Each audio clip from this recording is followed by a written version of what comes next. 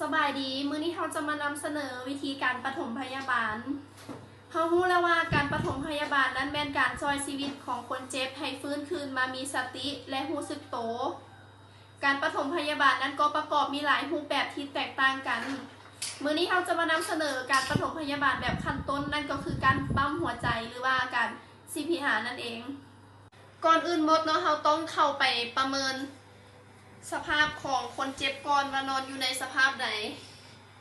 หลังจากนั้นปลุกให้คนเจ็บตื่นภายใน5 หรือ 10 นาทีเมื่อคนเจ็บบ่ตื่นเขาก็จะต้องทำการช่วยเหลือเลยขั้นตอนของการปฐมพยาบาลขั้นต้นๆเลยก็คือการปั๊มหัวใจเขาจะมีขั้นตอนคือดังนี้วางมือเบื้องหนึ่งลงกลาง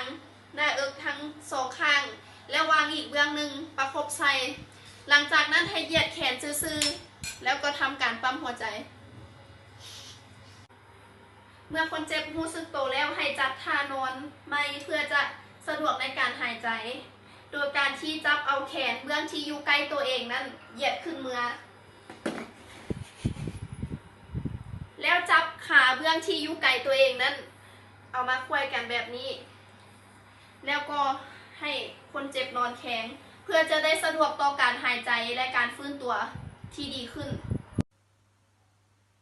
มาฮอดนี้การนำเสนอวิธีการปฐมพยาบาลของพวกเรา3 คนก็ได้จบ